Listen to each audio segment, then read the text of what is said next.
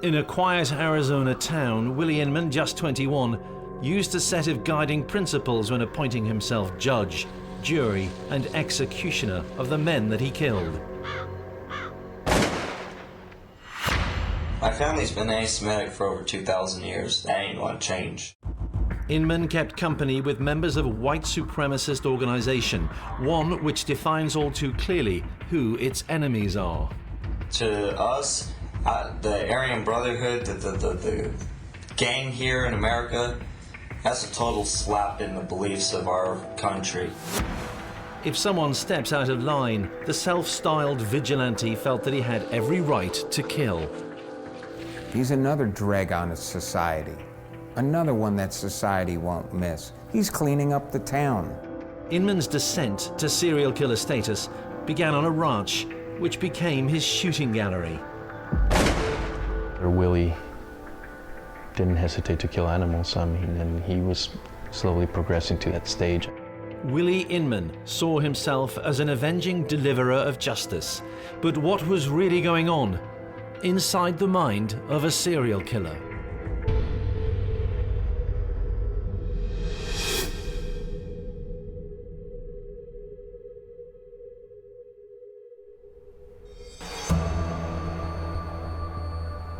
Small town Arizona. Fewer than 6,000 people live in this community, and not too much happens in this part of the world. In Arizona, in the southwest corner, along the border of Mexico, lies two little towns, Springerville and St. John's. These two towns are like many towns across the United States. 9-to-5, working class, blue-collar people. St. John's is a small town. There's not too many people. Everyone that does live here either works for the school, the jail, or on a ranch. And it's a good place to live if you don't like a lot of company. The majority of the people are nice and caring people.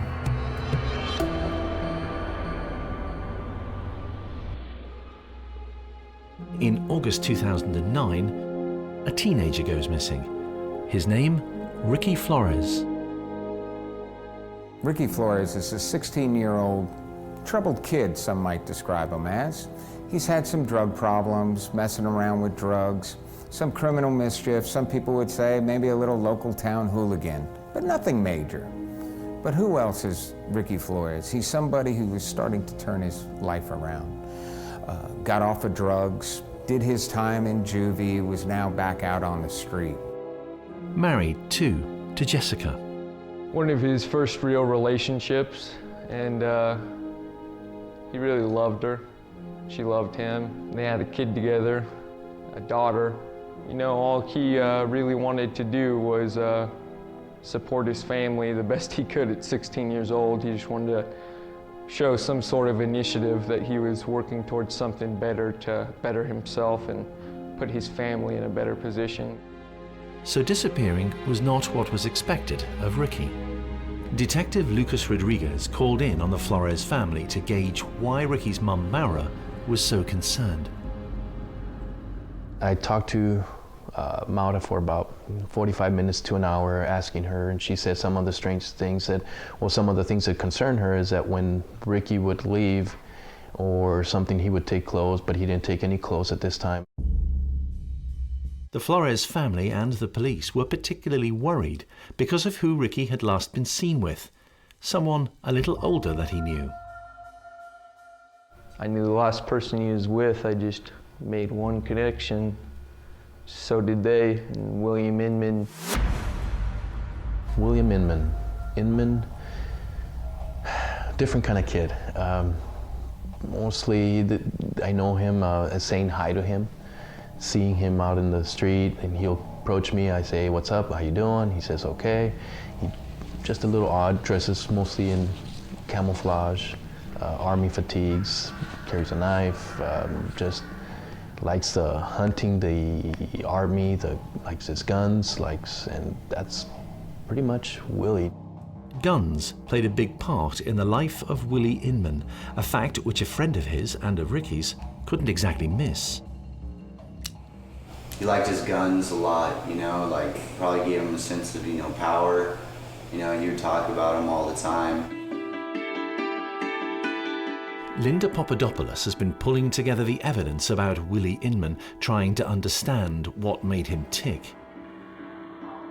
We know that William Inman grows up with a family basically neglects him.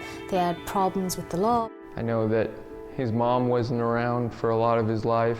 So this little boy is very much left to his own devices. Most of the time I saw him alone or with friends. I never saw him with his family, I guess, per se. With his mom or dad or anything like that. Mostly it was him and friends and stuff like that. Willie spent most of his time at the ranch that his family owned a few miles out of town. There, he had constructed a makeshift firing range. Detectives had cause to occasionally call on Willie. We came across a smell of death, or of a stench of something rotting, meat rotting. We knew that Willie was there because his car was there, but we walked around the ranch and calling for him and stuff like that, and we came a couple of a dead cow hanging. More sure probably Willie used it for meat, but he didn't own any cattle. From what I gather, Willie didn't hesitate to kill animals. There was just something odd about Willie Inman. Nearly 10 years older than Ricky Flores and Joseph Elam, Willie Inman still hung around them, waiting for them to get out of school, dropping in on them when they were smoking drugs. Yeah, I could always tell, you know, that guy, there's something wrong with him, you know, because, like, we're over here blazing and, you know, having a good time, laughing and stuff, and he's just, you know, talking about, you know, his grandpa and Nazi shit and whatever, you know. His grandpa, Willie would tell them, was a German flying ace, a matter of Inman family pride. He'd tell that to the police one day, too. My grandpa was the greatest Luftwaffe pilot any pilot ever existed. Only one to receive over 1,200 kills. A telling piece of evidence for criminal profiler Donna Youngs. In direct contrast to the lawlessness of an ill discipline of his parents, Inman did have this grandfather who seemed to have this Nazi background that to him would have seemed to be the very personification of authority and discipline, of standards, of idealism, of something to look up to in the way that he couldn't look up to his parents. He was just a peculiar dude, you know, he was just off the wall and the stuff he would say and how he tried to present himself, you know. I didn't like him. So that was Willie Inman in summer 2009. A peculiar dude, one who had been neglected as a child, with an obsession for his grandfather's Nazi past and for guns. He hung around with Ricky Flores too, and 8 days after he had last been seen, nobody knew where Ricky was. I just had a bad feeling about it, you know, the whole time, you know, when we're talking with Jessica, we're talking with his mom, you know, I just had a bad feeling. Ricky is missing.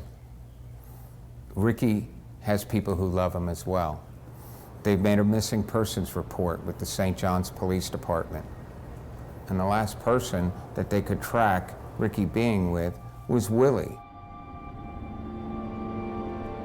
So I jumped in his patrol car, we went out there, and by luck, we met with Willie and his girlfriend Stormy up there. Stormy Williams, 20 years older than Willie, a troubled woman with learning difficulties. Willie told me that he had taken, that they indeed, Ricky was at the ranch with him, and that they had gone, he talked to him about drugs and to stay away from drugs and stuff like that. Willie may once have been a drug taker himself, but the older man wanted his younger friend to lay off the herb, as he called it. He didn't want Ricky to end up like Willie's mother. My mother was like that. She loved her drugs, that's why I don't even talk to her anymore. It's been 7 years since I've talked to her. Straight out walked on her one day, kept telling me, oh, I fell off the bandwagon, whatever. Straighten your life up. Whole life she didn't. spent all the money on, before my dad was able to kick her out, spent all the money on drugs. Oh, was that right? And I didn't have nothing, no food, no nothing. But yeah, one time I remember Ricky was wanting to get off the crap, so I let him go out to my place for a couple of weeks and let him detox. Inman sees himself as someone who is able to kind of, better people in some way, and he tries to better those that are younger than him. So he speaks to Ricky Flores, and he describes this in quite a lot of detail, and says to him, look, you need to, put your life back on track, you need to stop the drugs. By the age of 21, the mind of Willie Inman seems to have settled on what people should and should not do. Inman found solace in clear ideas, in concrete ideas, in black and white, in right and wrong, because everything that he'd known as a child was confused and messy. So he would have found, psychologically speaking, he craved a clear agenda, a clear set of principles, and it didn't matter what those principles were. The clearer, the more absolutist, the better. The final brushstroke in creating a picture of Willie Inman in August 2009. What he thought right should be vigorously pursued, and what he thought was wrong should be punished. What was Willie's true purpose down on the ranch where he, his girlfriend Stormy, and Ricky Flores had gone around August 20th? Whatever had happened that day, Willie was sticking to his story when he spoke with detectives. He had no more than warned young Ricky off drugs. I could care less what music you listen to and what you like to do. Just the drugs, man. Leave them alone. I tried so many times. He talked to him about drugs and to stay away from drugs and stuff like that. That was what Inman said he was doing as he and Ricky Flores fooled around with guns on the ranch before moving on. Then he said he took him back into town and dropped him off on 4th North and 13th West. He said that Ricky had received a phone call and says, hey, just drop me off here, I gotta bounce. Says Ricky pulled the car over and Ricky jumped out and took off. And he bails out my back door, says, later, dog. We shake hands, and he leaves. And we drive from there straight here through Springerville from St. John's, the main road, right over to my girl's house, and we go to sleep for the night. And that is the last time I seen him. Ricky Flores, 16, missing from home, and a friend of Willie Inman, a gun-obsessed admirer of a Nazi grandfather who wanted to set the world straight and who had a shooting range down on the ranch.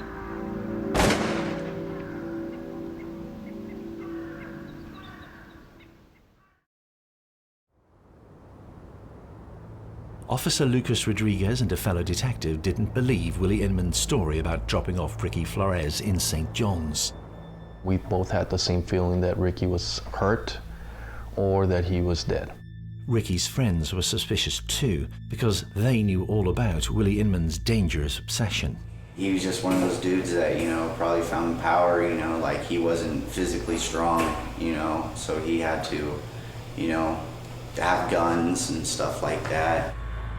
Willie Inman soon gets another visit from the cops. A mind game was about to begin between Inman and disbelieving detectives. I spent about 2 hours interviewing Willie. During that time, I questioned him again on the story. Willie stuck to his gun, saying that he had dropped Ricky off. I kind of pressured him a little bit more and asking him, what's going on, Willie? Come on, tell me where Ricky is. As the interview progressed, I can see a lot of deception signs on Willie. Inman would later admit he was getting anxious about St. John's police. I hate the St. John's police because they don't know anything. They don't even know the law. Officer Lucas Rodriguez turned to a colleague in nearby Apache County, where murder squad detectives were based. He goes, holy smokes, Lux, I think you're right. I think you're looking for a body, not somebody that's alive. He set off for the home of Stormy Williams, where he suspected Willie Inman was hanging out. Went to the Springerville and executed a search warrant. There was no arrest warrant, there was no nothing like that. Willie was free to go. We were just looking for more evidence and stuff like that. Willie runs down to the police station, and he sits in this interview room, and he's panting, and he's out of breath, and he's all excited because he thinks that the Springerville police are going to get the St. John police off his back. During that time, Willie went to the Springerville department there, and he spoke with Chief West. Steve West was the chief of police at the Springerville police office. He'd taken a call from Stormy complaining about police harassment at the hands of St. John's officers. Chief West first got a brief from Officer Lucas Rodriguez, then got back in touch with Stormy.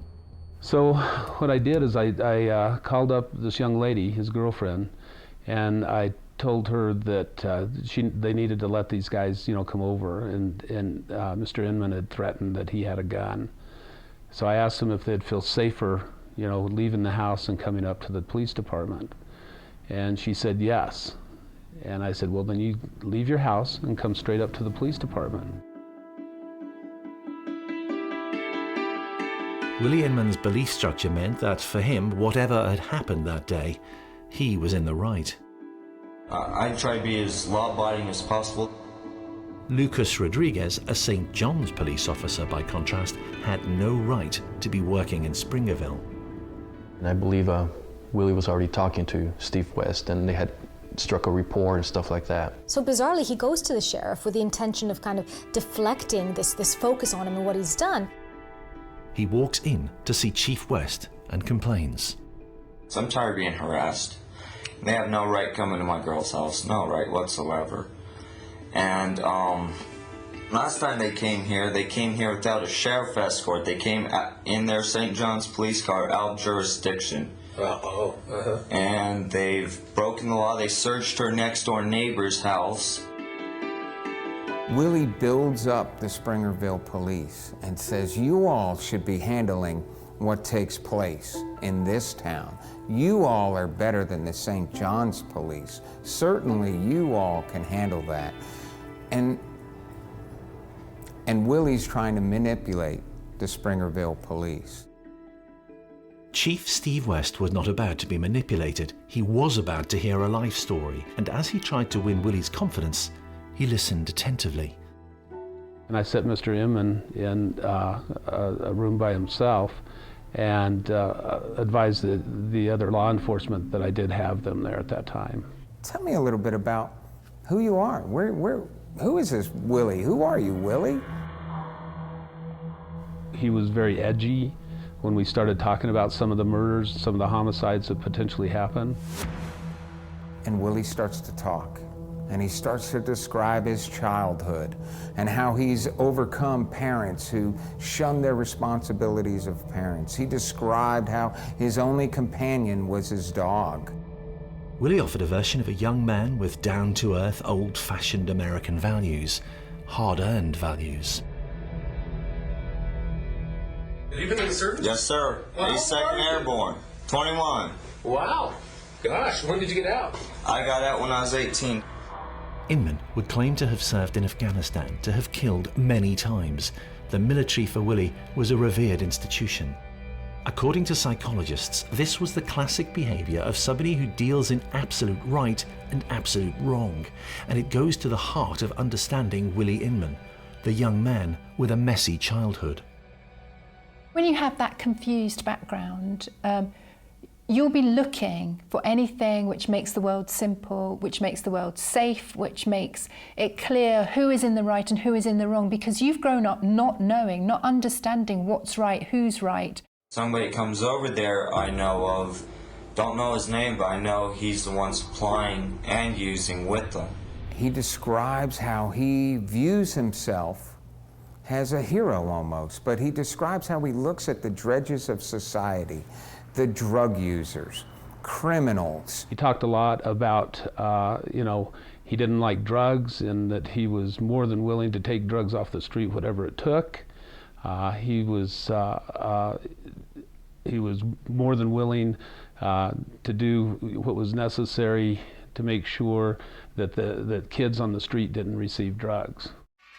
Was killing Ricky Flores necessary? If so, Willie was not about to admit it. What St. John's PD is asking you is they're asking you if you know the whereabouts of Ricky. Correct. And what's Ricky's last name? Flores. Flores. Okay, so they're asking you if you know the whereabouts of Ricky Flores. They're saying what? That you were the last one to see him? Correct. And that I know something, and they keep pressuring me like I do know something, which if I didn't, I would tell them because I want them off my backs. I'm tired of being harassed. They have no right coming to my girl's house, no right whatsoever. He is trying to convince the police chief that they're hermano, that they're brothers, that they both are crime fighters, that they both view the world in the same way, and that they are like one. And Willie just keeps talking. And the police chief skillfully keeps saying, and then, what else? Tell me more. Like how he thinks Ricky Flores should behave. No, service would do that boy good, though. Think it'd get him straightened out? Yeah, it would. I think so. He has almost these sort of vigilante tendencies. So this idea of kind of righting wrongs of the world, he sees himself almost as this sort of anti-hero, kind of going out there and kind of making sure karma happens for the people that are doing wrong. Inman reveals a lot during his recorded interview with Steve West. During the interview, as we talked, it was really strange because Mr. Inman, he had this affinity, number one, as far as being calm, to why he was there. He didn't seem upset about that at all. But the other thing was he had this affinity to talk about Nazism. My family's been anti-Semitic for over 2,000 years. That ain't gonna change. Ricky Flores' girlfriend and mother to his child, Jessica, was the daughter of a man who was allegedly a member of a white supremacist group called the Aryan Brotherhood of Texas. His name, Jeffrey Johnson. Ricky had gotten in trouble with Jessica a lot because he was not allowed to come and visit her or be around her or anything like that. So I believe at one point Mr. Johnson and Melissa Johnson, the mom of Jessica Johnson, got a restraining order against Ricky and not allowed him to come around and be around Jessica. Well, it didn't matter because Jessica loved Ricky and she would sneak out of the house as well and go meet with him and vice versa. Which Mr. Johnson did not like. They couldn't have their daughter associate with this brown-skinned Ricky Flores. Inman had the means to kill down on the ranch. Willie knew Jeff Johnson. Did Inman have two motives for killing Ricky Flores? The first, to get rid of a drug user from the streets, and the second, to do the bidding of a known white supremacist, to help establish himself as someone the Aryan Brotherhood of Texas could take as one of their own, to gain a sense of belonging.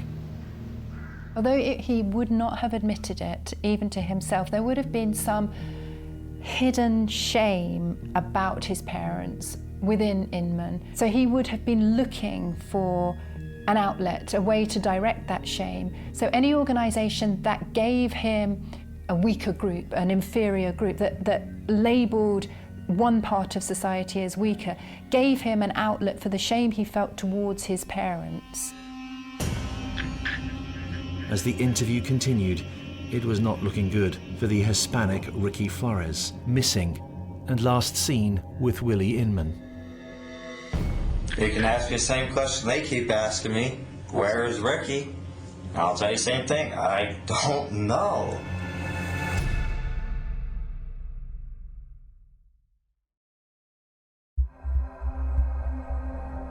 Throughout his time inside Springerville Police HQ, there was something Willie Inman did not know about Stormy, his girlfriend. Stormy's in the other room, and as part of the other plan, they're going to play each other against one another. It was decided to tell Stormy that Willie had confessed to the homicide. Detective Nickel did present that kind of information to the idea to Stormy. And Stormy actually started talking and said yes, they had killed Ricky, and went into detail on how they had killed him and how they had taken him back to town and how they had buried him. In the interview room, the mind game is up for Willie, and he's lost. You don't talk until I ask you to talk, okay? Yes, sir. I know exactly what happened. I know where the body's at. I know where he was shot. I know where you buried him on the blue. I know where you burn him. I got your tire tracks. I got your shoe tracks. What? We finally got him to admit that he indeed did shoot this kid. Just tell us what happened, Willie. That's the biggest thing. Run us through it. Oh my God. Well, I mean, stuff happens. We know that. Yes. And I'm telling you, I did not want to kill the kid. It was not murder, I can tell you that much. Okay. My God, I can't believe it's Just tell us Well, what that's was okay. Yeah, just tell us the story. He shot at me and hit my dad's truck, and I fired back. I didn't want to hit him. Willie did disclose that the homicide had actually occurred at his ranch, and that he had shot Willie at the ranch. I believe he shot him in the head. He said they were both out at the site east of St. John's, and that they were out there and they were target practicing. And they started shooting cans and whatnot, and Ricky wanted to shoot the rifle, and so he let him shoot the rifle, and Mr. Inman said that he was standing by his car and a bullet hit the window next to him. He said that he took that as an aggressive move, and he got his rifle and started firing at Ricky.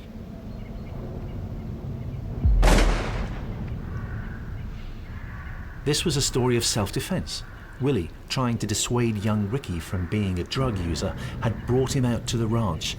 Whilst recreationally shooting on the firing range, things had just gone wrong.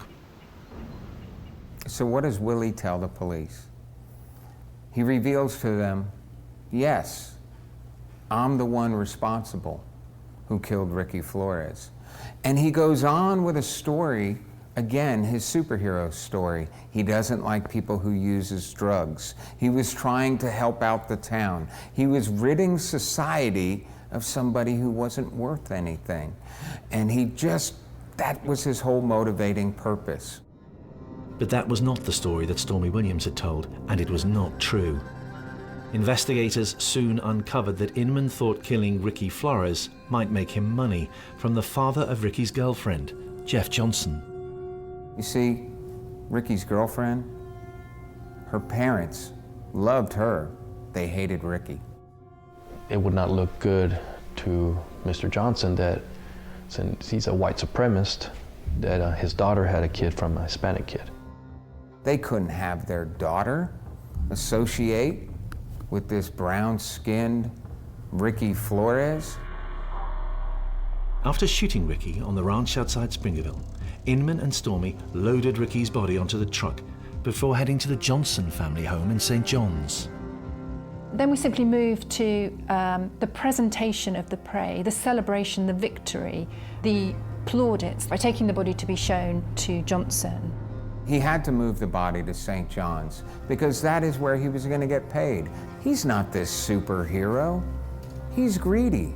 This is all about the buck, the almighty dollar.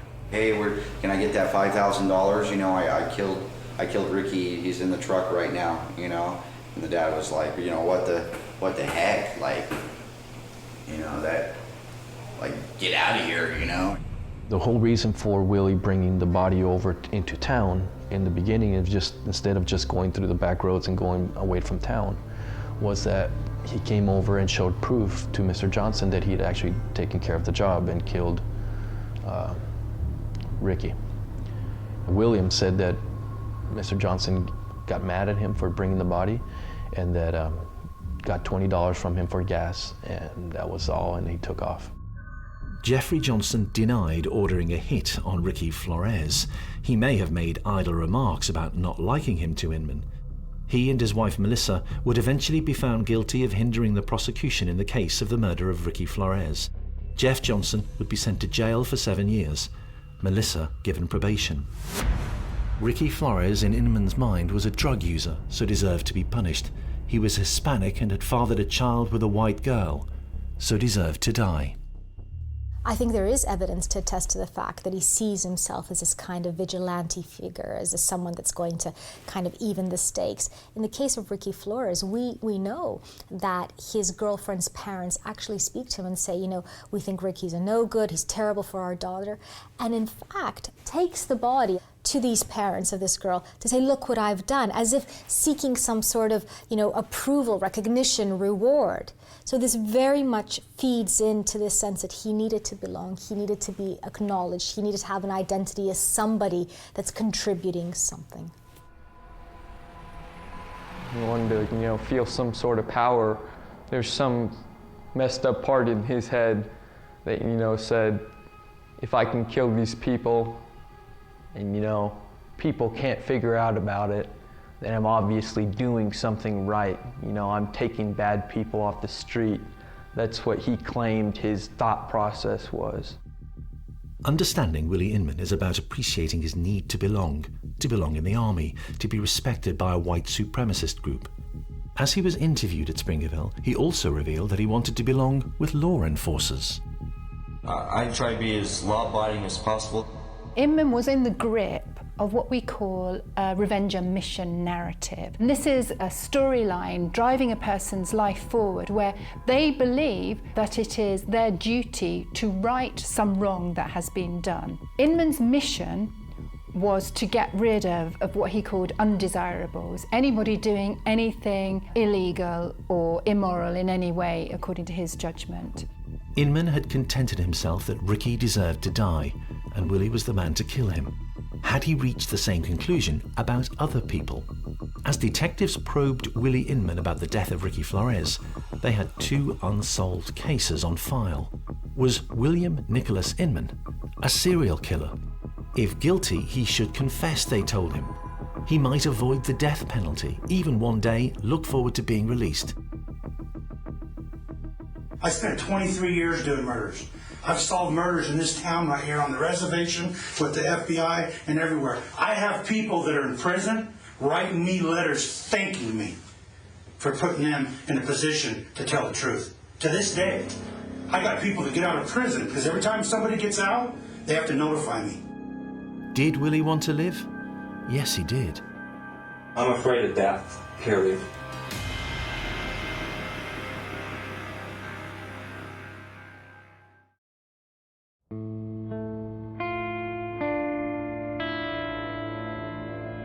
Two years before the murder of Ricky Flores, a 72-year-old had been found dead in his trailer on land adjacent to Willie Inman's ranch. He actually lived at Elk Valley Ranch on lot 117, just east of St. John's. He was neighbors with a guy by the name of Stoney McGarriger. He had been murdered and been shot, and the homicide had gone unsolved since 2007. Detectives were tipped off whilst interviewing Inman. Willie Inman was the killer. Stoney's murder will not seek the death penalty or murder one. Exact words. He said the clock is running. If you can help us on that murder. I have no idea on that at all. I do not. William McGarriger, known as Stoney, had a troubled and troublesome past. He had pleaded guilty many years before to child molestation in New Hampshire when he'd been working with a scouting organization. He had also worked with young men using an alias of William Stoney in Florida. Eventually, he turned up as Stoney McGarriger in East Arizona. Willie learns of his past and that he has cash in his trailer. This is a bad guy, you know, he's got lots of money, where a lot of people don't. You know, there's rumors about, you know, sexual misconduct with young people. Weeks after confessing to the murder of Ricky, Inman decides to take up the offer of trading the truth of his crimes in exchange for his life. At this point, he becomes totally committed to telling the police everything. He switches from seeing the police as the enemy to seeing the police as the people that he wants to get on side, and then suddenly we get the confessions, suddenly we get the complying with everything, trying to please the police. With an accomplice, Willie had decided it was time to take the law into his own hands. Stoney had moved to the wrong place, living next to a man with definite ideas of what should happen to bad guys, and one who had an arsenal of weapons. The story of Stoney, the child molester. Willie ridding society of a cancerous plague that would wreak havoc on the children in the community. The police are interested. And they're listening, and then they're letting him talk. And Willie becomes the instructor, and the detectives the students. Because school's in session, and Willie's gonna lead this lesson. And he describes in detail what he did to Stoney. He had shot him in his bed through the trailer window. He describes how he sneaks up to the house while Stoney's asleep. If you kind of look at his method of killing, it's very military, right? So not only does he wear these fatigues, not only is he interested in the guns, but it's quite methodical. He kind of goes into the dead of night. It's as if it's a covert operation. He cuts through the screen. He has his rifle. He readies the rifle and sticks the barrel through the hole in the screen. Bam! One time. Bam! 2 times. 12 times he pulls the trigger. You talk about a coward. Stoney is asleep, and he shoots him in the darkness of the night on the outside, shooting inside the house. This is someone that sees himself as a vigilante, as an anti-hero. I'm doing a service to the community. I'm standing up, for what's right, where other people just let it go. $3,000 was thought to have been inside the trailer and was not there when Stoney McGarriger's body was eventually found. 2 years would pass between his murder and Inman's confession, which he offered in detail to justify his actions. Willie would go on to explain it's all about the child molestation. He's getting rid of a cancer. He's a tumor on society. But was he? Or was the real motive why Willie had to go inside the house? Because he knew there was money inside of the house.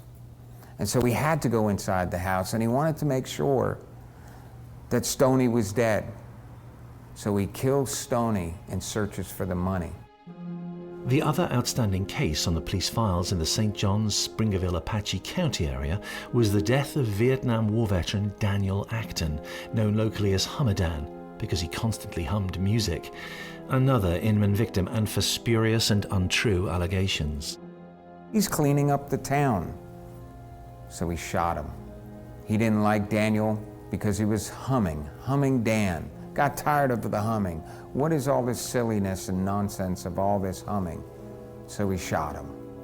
He continues to talk about humming Dan being a drug user, humming Dan being irritating to the people in town.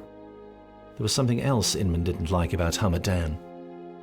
Inman believes that Dan actually kills his dog. And you got to remember, for Inman, this dog is the most kind of consistent friend he's ever had. He was in his life more regularly and consistently than even his parents were. So this would have been hugely traumatic for him. So the idea that I'm going to go out and I'm going to kill someone that killed my best friend, well, that's just retribution, right? That's just tit for tat. And that's exactly how he describes it. So he shot Dan. Then he takes Dan's body and he buries Daniel.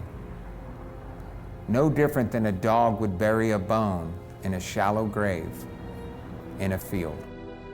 Inman almost seemed proud as he took detectives on the tour of his killing grounds. He took us to the ranch where he had killed Ricky. He took us to the place where Daniel Ekman had been killed. And then he took us to where Stoney had been killed and how he killed Stoney. And that was the end of the story that Willie Inman told police. He was a killer who felt he had a right to kill. He had stopped not because he was struck by remorse, but because he got caught. His challenge had been to commit the crimes. What matters here is the mission, is the accomplishment of the mission. It's not about the victims as individuals, and it's not about the perpetrator. So in that context, it's easy to see that it's the numbers that counted. The more victims, the more significant the mission that has been achieved. So yes, these offences would have carried on. Those around the tiny community, shocked by the deaths, were not surprised at the identity of the killer. They were not surprised. They were more like, that doesn't surprise me, or more like, well, I can see him doing it. Just an odd kid. Yeah, I can see him doing something like that, but just surprised at how many he had done. Especially to a friend too, that he considered a friend, and just the day before, or that when he went missing told the mom, "Hey mom." Just heartless. Sign of a guy has no heart, no remorse, no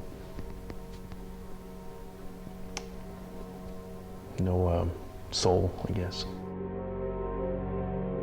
He did this with malice. He knew where he was going, he knew what he was doing, he knew how he was going to do it. He planned it, staged it, and completed it. So if that isn't vigilantism, nothing is. And he's doing it for a cause that he thinks is right, whether it was barking dogs, whether it was because they're a dope slinger, or whether they were a child molester, or whatever. He always had this reason in the back of his mind for doing that. But reality is, the only time that I saw Mr. Inman remorseful was just on the first initial confession. I felt so bad. I'm crying right now. I told him the only thing that makes me cry is taps. And I told him, I realized something, that I felt so bad at the end when I had buried him, that not only did I pick a good spot, that I hope somebody had buried me in someplace nice. I gave him a 21 gun salute. I did. Did you? Yes. He was not remorseful at all on any of the rest of the interviews that we did with him. What truly was going on inside the mind of the serial killer Willie Inman? Some believe he's an example of pure evil. I think that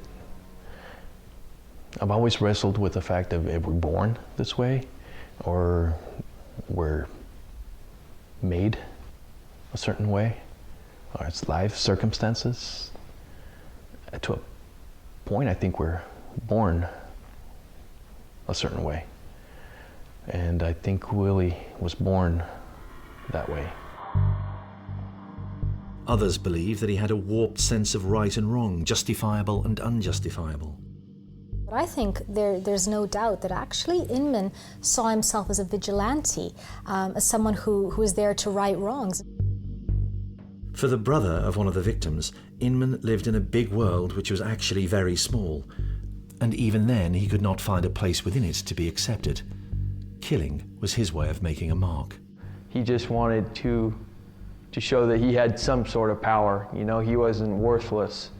You know, he could make these kind of bad things happen. You know, he thought that he would be remembered as, you know, a mastermind of some sort.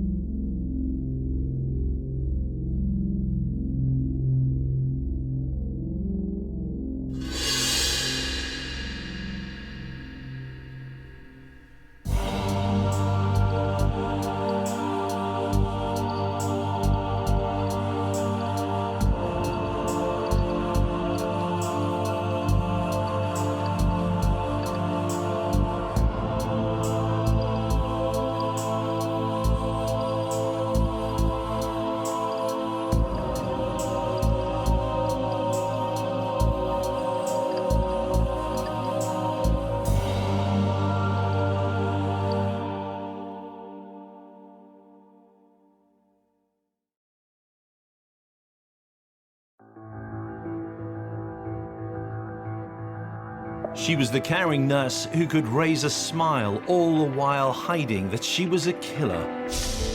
Her outward appearance, nothing but a front. Elizabeth Wetlaufer's secret is that she is essentially empty.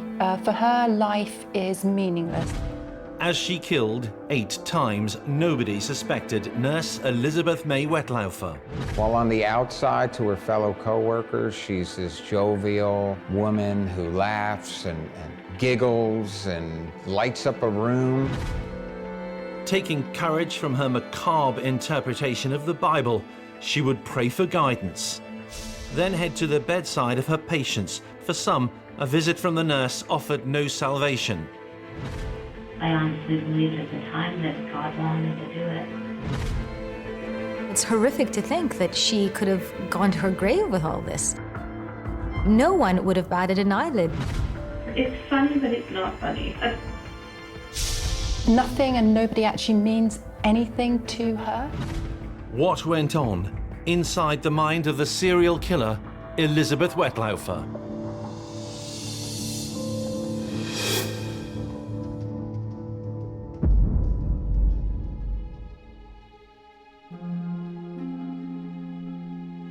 Elizabeth Tracy May Wetlaufer, 45. Someone who appeared to be a genial and capable professional, certainly someone who could be trusted. In the late 1990s, Elizabeth has gone to college. She has her RN. One of her jobs, she's assigned to the night shift. She is the nurse in charge of administering all the medication.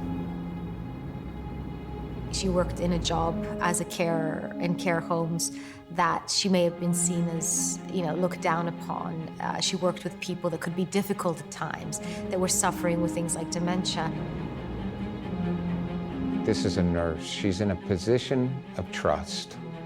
No different than a police officer, somebody that's in the clergy, a doctor. Of all the people you need to trust, it's that nurse. She's the one you're going to turn to for that ultimate bedside manner, that bedside care. But Nurse Beth, as she preferred to be known, wrestled with a condition that she kept hidden from her patients, one which was affecting her mind. She was convinced that God had sent her on a mission to kill some of those for whom she cared. I just had a sense after my marriage broke up that God was going to use me for something. She said that God told her to do things, but it seems to me that there was a sense that she felt all-powerful in those moments.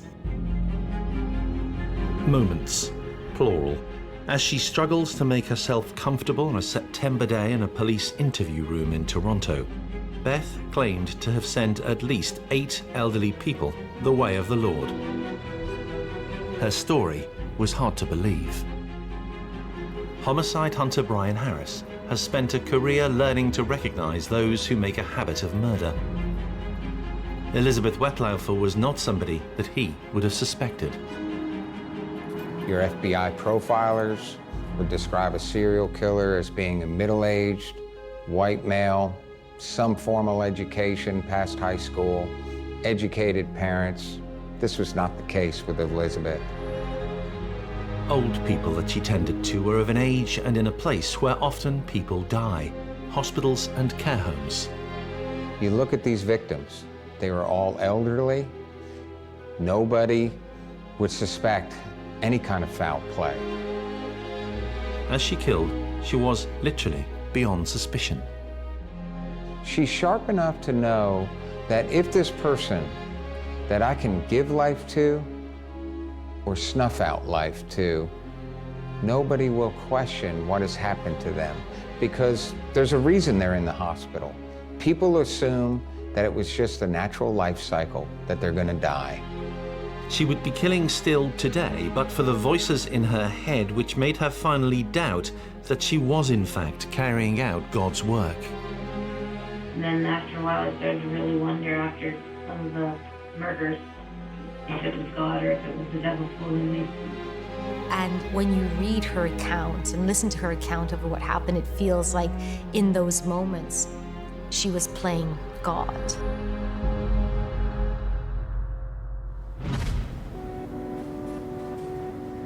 How had it come to this for Elizabeth Wetlaufer? At one point in her life, she seemed settled.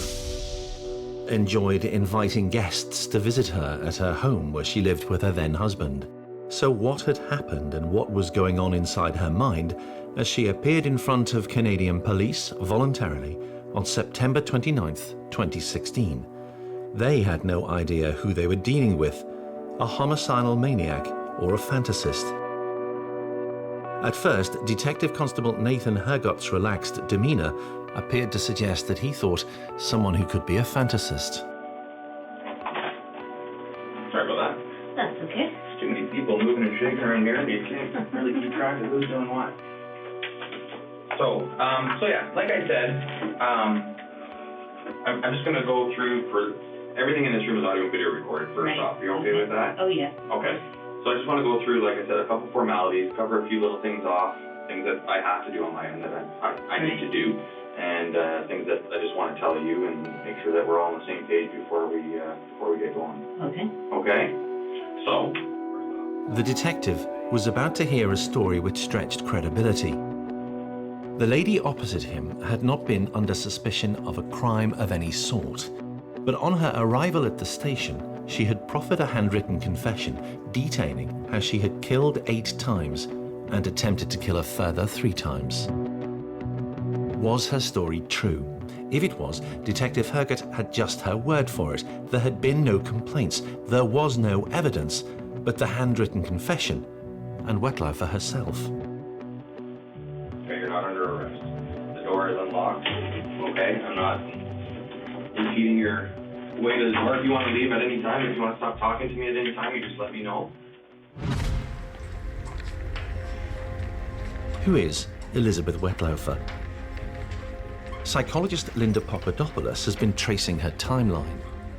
So we know that Elizabeth grew up kind of a normal upbringing, although it was said to be quite religious, quite strict and religious. And I think there's something about growing up like that that perhaps makes you feel very confined by societal rules and norms.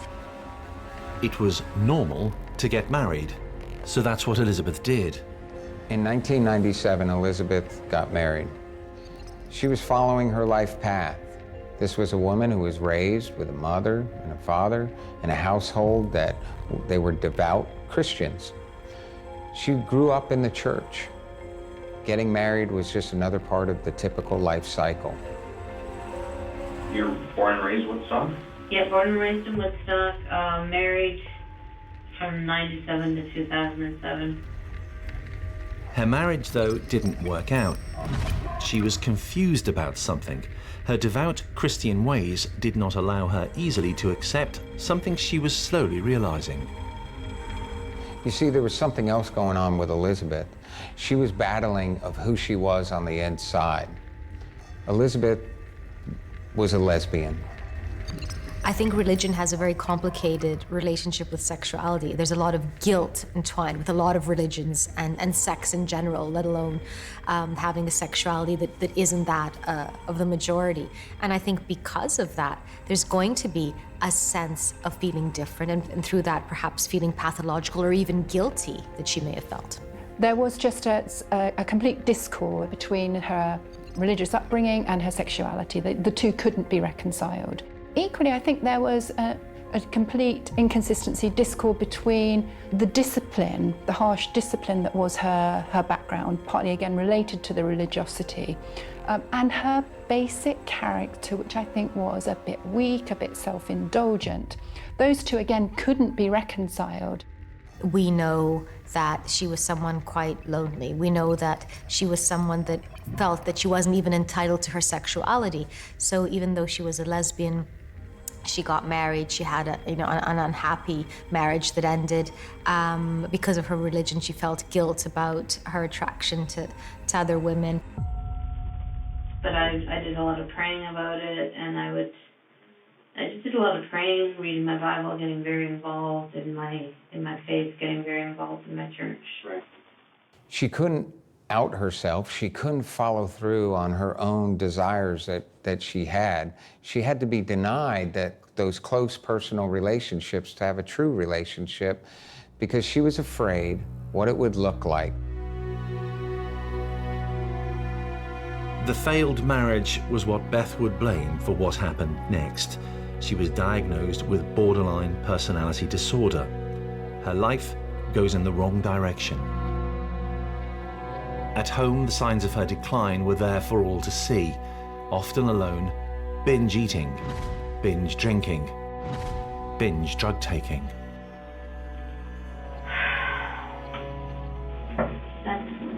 That's where things get a little crazy. Okay. This is part that I haven't told the doctors. Because it seems so stupid now. When my ex and I broke up in 2007, I was already taking the medication for my borderline personality disorder. It may very well have been that she felt that her life was spiraling, that she was losing control of what was going on, especially if she wanted to keep this facade up of having this marriage because it allowed her to portray an ideal she felt that she had to portray. And it may be that because of that, she needed to assert some sense of power and control in a different way. And she does this quite horrifically by killing. Eventually, her true sexuality takes its course. And I met a woman online, and she decided to move to be with me. Okay. She was afraid that perhaps she'd be damned to hell because of her sexual orientation. She was afraid she was going against everything that she was raised to be. Her relationship with her new female partner doesn't last long either. Elizabeth's was a troubled sex and relationship story. Elizabeth felt that she couldn't be open about her sexuality, she couldn't own her sexuality, and as a consequence, she felt she had to repress it. Obviously, no one in a million years would suggest that anyone who feels that they can't express their sexuality will go on to hurt anybody. But what we are suggesting here is that if you feel that, then the way that you understand yourself, your identity, and your place in society is absolutely going to be compromised. It's going to be difficult. You're not allowed to be who you are. If this is what she felt, then it's not surprising that she had a hard time with relationships. As she cared for the elderly on wards, mostly on the night shift, Elizabeth's inner turmoil was hidden by how drugs and drink allow her to appear as if together, stable, dependable. She turns to alcohol. She turns to drugs. While on the outside, to her fellow co-workers, she's this jovial woman who laughs and giggles and lights up a room. They describe her as maybe being someone that brought joy to the workplace, where on inside she's miserable. There's a dark shadow just eating away at her. And who should she take out her rage upon? Her patients. She felt justified too, because it was God she was listening to, and his message was clear. And I was so angry. And it was like a voice said inside me, I'll use you, don't worry about it. I believe it was the influence of that voice or whatever it was. It wasn't a voice in my head, it was a voice in here. And when I would do it, afterwards I would hear like a laughter in my chest. The first to feel her wrath, Clotilda Adriano. Spending her final years in a care home, Carescent in Woodstock near Toronto, she was doing fine. She had her sister Albina in the same home. One evening, Elizabeth felt what she described as a surge. She inserted insulin into a syringe, insulin that Clotilda did not need. Okay, Clotilda Adriano. She was the first person I ever gave extra insulin to. Okay. I think I gave her 40, and again, there was that searching, but it wasn't so much that I wanted her to die, it was more let's see what happens. And I did that to her on more than one occasion. She now waited to see what happened. The mixed-up Beth Wetlaufer left the survival of Clotilda Adriano to fate and to God's will, and to the effects of insulin on the body of an old woman who didn't need it.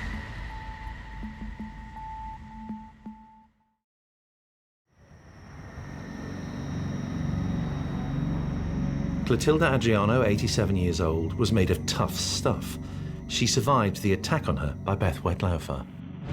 and I didn't really want her to die. I don't know, I was just angry and had this sense inside me that she might be a person that God wanted back with him. And is that feeling you're referring to that you had in your stomach Yes. at times? Yes. Elizabeth's gut feeling, what she described as laughter in her tummy, may have been about her instinct, but her choice of insulin to attack Clotilda was perfect science. The weapon of choice for Elizabeth was insulin. What's significant about that, as a nurse, she knows that insulin gets absorbed in the body. While it can kill, depending on the dosage, it will also dissipate. It is very, very hard to detect, and Elizabeth knows that. Insulin disappears from the bloodstream, so the serial killer in the making was free to try to kill again.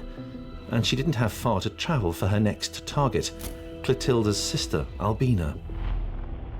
Then eastern first door on the left was your sister Albina. She was diabetic. Okay. She was October 2007. Sorry, that was her sister? Clotilda and Albina were sisters, yes. Oh, okay. The detective seems incredulous. Wetlaufer was admitting using two sisters as guinea pigs. How much insulin would it take to kill an elderly person? Clotilda was 90 or so. And her sister? Albina was probably 82. And did they have family that would come and visit? Yes, yes, All right. very much so. Who would that be that would come to visit? Clotilda, I think it was her daughters, and Albina was her husband. Like her sister, Albina survived the attack by Wetlaufer, but Elizabeth would have plenty more opportunities. She would go home, hide behind closed curtains, look forward to buying her latest batch of scratch cards. And then she would head back to the bedsides of vulnerable patients. Powerless at home, powerful on the ward. Elizabeth is the one that has to show care for them. Elizabeth is going to be the one to relieve them of their pain. Elizabeth is the one that is going to be in charge of giving them their medicine that will hopefully heal them, or at least aid in their healing process. She has a lot of power working this night shift. And all the time, psychologically tortured. Linda Papadopoulos enlisted forensic psychologist Donna Youngs to help investigate the mind of Elizabeth Wetlaufer. There are people who are quite simply not what they seem, and Elizabeth is very definitely one of those. She presents this exterior, this external presentation is of somebody who is so caring, so empathetic. The stark contrast between her inner psychology and her external presentation is really striking. As a nurse, Beth Wetlaufer appeared proficient and professional, but at home she would nightly return to a crumpled world with too much food, drink, and too many pills. Alone with her misery and listening to what she thought was the word of God. No partner, children though she wanted them, desperately seeking a sense of purpose, unfulfilled as a nurse. She knows how to play the roles, and that's what she's doing here, but really, Elizabeth Wetlaufer's secret is that she is essentially empty. For her, life is meaningless. She had failed to kill twice. James Silcox, an 84-year-old veteran of World War II, was next on her target list. She upped the amount of insulin in a syringe. When confessing, she remembered every detail of events of a late August day in 2007. I have written it, I have read it, I have, lived it, so. Yeah, absolutely. So, Mr. Silcox. Yes. Okay, September of 2007. Yeah. Okay. The first one that died as a result of what I did. Okay. The first one to have died as a result of what she did, James Silcox. Wetlaufer suggested she had legitimate cause to kill.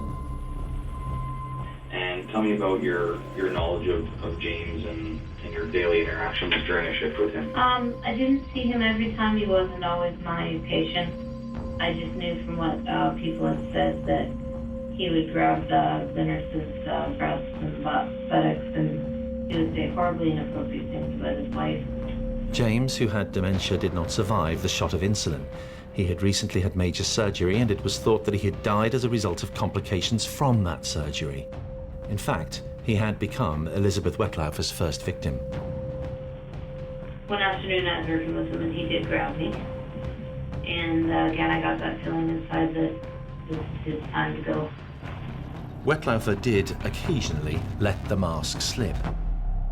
One time she was found in the stairwell, passed out, a heavy alcohol smell. Others talked about how they thought they smelled alcohol on her, but no one ever reported her.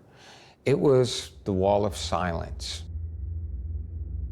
Just before Christmas 2007, Elizabeth took a dislike to an 84-year-old patient called Morris Granat. He was another one who liked to grab breasts and asses. She was not about to allow that to go unpunished. Where she couldn't control what was going on in her personal life of who she was, she darn sure could control what was going on the night shift or any other shift that she was assigned to work. One afternoon I was working with him and he did grab me. And again, I got that feeling inside that this is his time to go. So I gave him an overdose of insulin after supper. And I believe he died the next day. Morris Granat marked her second homicide. Another day, another death of an old person in a care home. Nothing suspicious. People aren't questioning, they're not questioning Elizabeth. People die in hospitals, especially elderly patients. Wetlaufer carried on with life as usual, in public and online, filling in her business resume on social media sites, describing herself on forums as someone who is assessing patients, administering medications, performing prescribed treatments, communicating with patients' families and healthcare professionals, supervising care staff. The perfect nurse. She was also starting a new hobby. Using a pen name, she began to publish poetry online. Elizabeth has this fascination of writing. She writes poetry. It's a far cry from roses are red, violets are blue. The poetry that she writes is dark. It's death. It's about power. It's about having control. And it's interesting when you go back, and of course when you go back you see things that maybe you wouldn't see the first time, but there certainly are references that are very dark in there, references to murder. Heart beats, then sprays as this next victim pays her deft dagger's bill. That's what she wrote, then closed down her computer and headed to the care home to kill again. Who would be her next victim? Elizabeth's poetry gives us an insight to what was happening on the inside of her. Elizabeth had the power of God. She could snuff out life when and how she wanted. She could watch that person and watch their last breath of life go away. Or she could give them the proper meds to keep them alive. And to Elizabeth, that gave her control, that gave her power. With 2 dead, 2 more narrowly surviving, the little overweight lady just kept telling an astonished detective of more and more attempts to kill.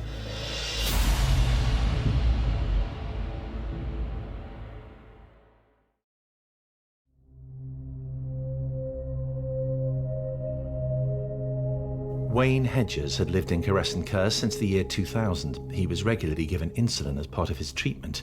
He was also diagnosed schizophrenic and not one of Wetlaufer's favorite patients. Then there was Wayne. He was on the nurse wing. He had dementia. He was diabetic. He could be uncooperative. And I gave him a large overdose. Because I thought it was his turn to go. His turn to go. Wayne Hedges did not have dementia. At 56, he was the latest to be attacked by Beth Wetlaufer. He survived, but she was far from finished with her killing. 56-year-old Michael Priddle, a sufferer from Huntington's disease, survived a Wetlaufer insulin attack too. Occasionally, the dosage she applied was not enough to cause death. Throughout 2007 and 2008, Wetlaufer's personal life continued to be in a mess. None of those that she met had formed a lasting relationship, the kind that Elizabeth May had always wanted. She'd meet people via dating websites, but no one would stick around. One complained she came onto her far too quickly. The fluctuation is a classic symptom of somebody with an emptiness within them, as is the abuse of drugs and alcohol. Somebody looking for meaning, looking for solace, looking for a way not to feel the emptiness that they feel. Over the next 2 years, Wetlaufer tried a variety of ways of comforting herself, of coping with her feelings of emptiness. The alcohol and the drug abuse are classic ways of seeking meaning, of trying to relieve oneself from the pain of the emptiness that she feels, of trying to find something where she feels nothing, where she finds no meaning. She continued exposing her soul in her poetry. She wrote under a pseudonym and was quite prolific, published a lot of poems. Using prescription drugs. Any inhibitions that most people have about medications, about drugs, are much reduced with her.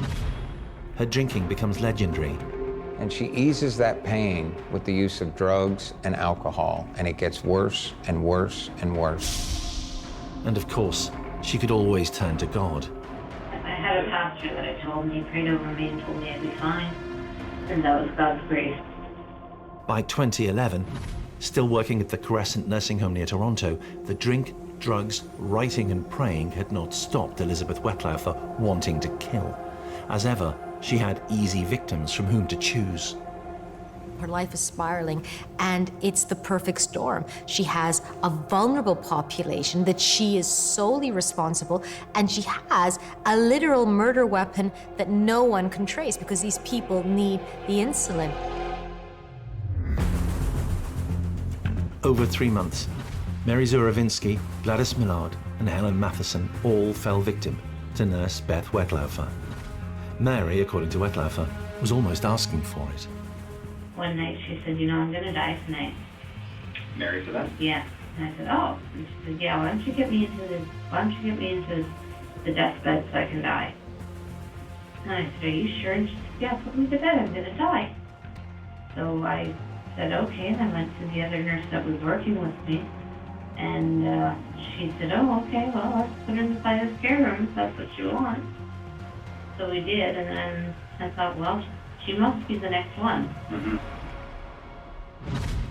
Gladys Millard was next. She had Alzheimer's and was somebody Elizabeth Wetlaufer actually liked. But she would soon find herself injected with insulin. Yeah, she was very spunky, but she went downhill fast. Did she? Eventually, she had dementia, didn't take her pills well, didn't eat well, very stubborn woman.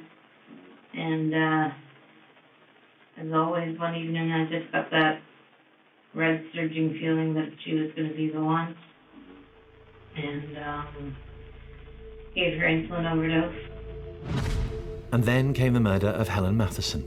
Elizabeth gave her a piece of pie and ice cream, and then a few hours later, injected her with insulin. You don't say a lot of negative things about Helen here. Did you get along with her okay? Did she ever do anything to harm you or? No, she was very quiet.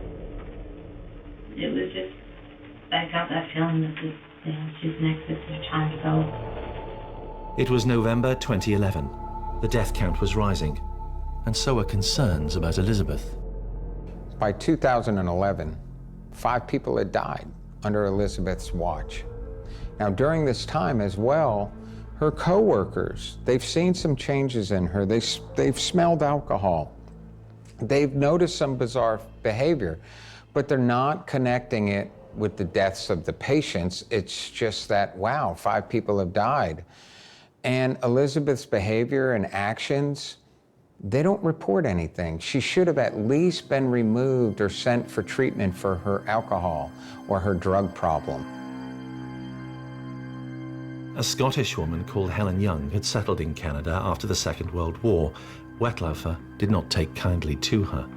Miserable and unhappy with her life was how she described her. Hers was another name featured in Wetlaufer's handwritten confession in the interview with the police too. Helen was miserable. She frequently yelled out, help me nurse. She frequently yelled out she wanted to die. She just was not happy with her life. She would wheel around in her wheelchair saying, help me nurse, help me nurse, help me nurse, help me nurse. And when you went to help her, what do you want help with? Nothing. Get away with me. Go away. Help me nurse, help me nurse. didn't want to eat, didn't want to drink. Very difficult to deal with. During this stage of her life, Donna Youngs believes that Elizabeth Wetlaufer felt that she had no role in life, no partner, not a mother, confused about her sexuality. People like that feel they are literally nobody. In the confusion, they just give up. And without any proper identity of their own, then they never develop any feelings about it. Nothing or nobody becomes significant to them, because you need an initial identity of your own before anything else can matter to you. Wetlaufer's victims, in her eyes, simply did not matter. And instead, she almost blames the victims, saying, well, they were very difficult. They were very naggy. They were a very difficult person to deal with. I honestly believed at the time that God wanted me to do it. It was the same throughout the interview. Elizabeth's motivation wasn't, according to her, to kill. It was God's will. She was merely the instrument. In reality, she had the choice of whether people lived or died. And when you have the freedom to choose, you have godlike powers. So you see, Elizabeth had the freedom to choose. She had the freedom to choose between good and evil. And time and time and time again, Elizabeth chose evil. Why? She enjoyed it. You see, if sinning was so horrible, if it didn't feel good, people wouldn't do it. Wetlaufer killed 2 more times at Crescent Care Home. Maureen Pickering was target number 11. Again, not somebody that Beth liked. Maureen was a handful. She would attack other patients. She would pull their hair. She would hit them. She would pinch them. Not diabetic, should never have been given insulin, but Wetlaufer gave her a massive dosage. So, yeah, I overdosed her. I think she certainly felt a great sense of power over the people around her, and I'm guessing that she felt very powerless in other parts of her life. Elizabeth's days at Crescent Care were numbered.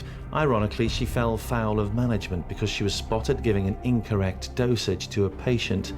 She received a firm rebuke in writing from her boss. You had administered the wrong medication to a patient, it read. The resident experienced distress. Beth, although you acknowledged this latest error, this is another incident in a pattern of behaviors. The termination of your employment is warranted. I was fired from Crescent Care for medication errors that had nothing to do with this. By 2014, 2 more people have died. One in 2013, one in 2014. And so now the facility itself, they're very much aware of Elizabeth. And they decide to remove the problem. They, in essence, fire her. But they don't make any notes, they don't tell anyone, they just fire her. But there is a shortage of care workers who are qualified nurses, so Beth Wetlaufer soon got a new job. Then from there I went to Meadow Park Nursing Home. Okay.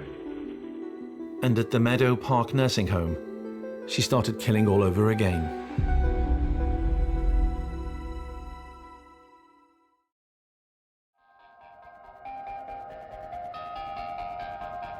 Arpad Horforth was next on the Wetlaufer hit list.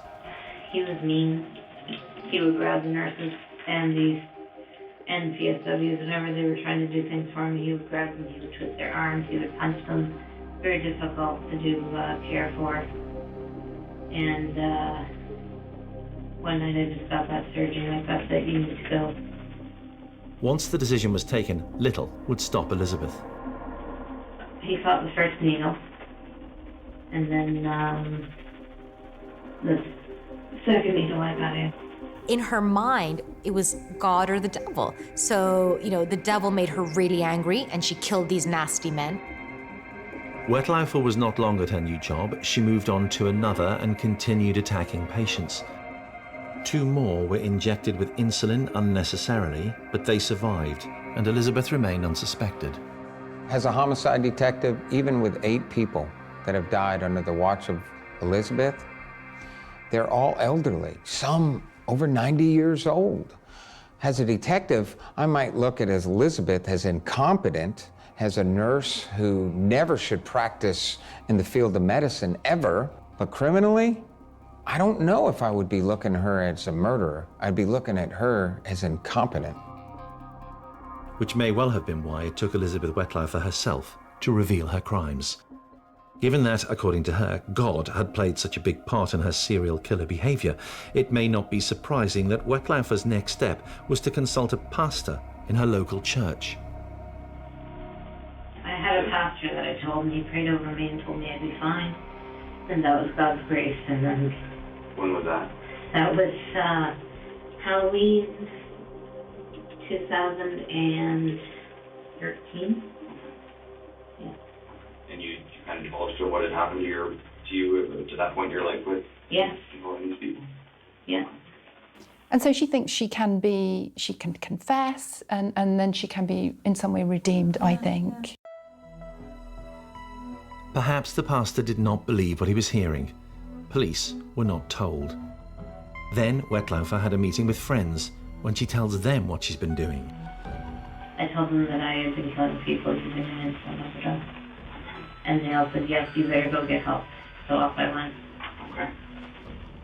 In 2016, Elizabeth checks in to get mental help, to get treatment for her drug and alcohol addictions. It doesn't take long for her to reveal her secret that she's been carrying around with her, that she is responsible for the killing of innocent life.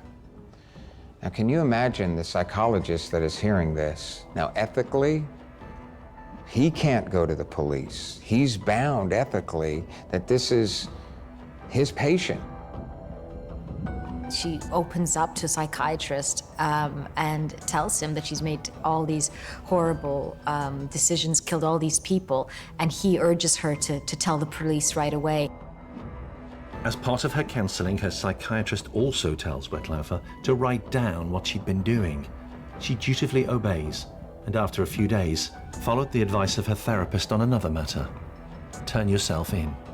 The doctor suggested to me that I should. Not to give to the police, but he said that if I wrote it out, it would be a good part of my therapy. So, and did take a large amount of pressure off me and helped me to really clarify the fact that no, it wasn't God, it was something wrong with me psychologically that was making me believe that it was God. At first she doesn't go, but eventually she does. She turns herself into the police and starts telling a story, and a story, and a story, and a story. She tells them about each body, each person. She describes how she snuffed the life out of them, watching them die. What was most profound is during her storytelling, she cackles. Okay. Funny, but it's not funny. She giggles. She laughs. Oh, perfect. Sure. There you go. Which one has the vodka in it? While all people are capable of taking human life, only a few actually have. And out of those few that have, very few enjoy it. And those that enjoy it are today's serial killers. Elizabeth enjoyed it. You can hear it in her cackle. You can hear it in her laugh. It's the only thing she could control. She enjoyed taking that life. Why had she confessed? According to criminal profiler Donna Youngs, not to help the relatives of those she had murdered. It was more for her own sake. She doesn't like having the responsibility of being the only person that knows what's happened. That's not something that somebody like her would enjoy carrying. She wants to share it for that reason. It's a selfish motivation behind the confessions, and it's an emotional unburdening. She will have had some kind of almost childlike response to having committed murders, and she won't enjoy that feeling. So in her mind, she will, by confessing, she gets rid of the burden, she gets rid of the emotional uncomfortableness that she's feeling. As the interview reached its conclusion, Elizabeth May Wetlaufer was keen to get home, something she was allowed to do before being put before the courts. She had been candid and checks confirmed that she had killed or tried to kill nobody for months.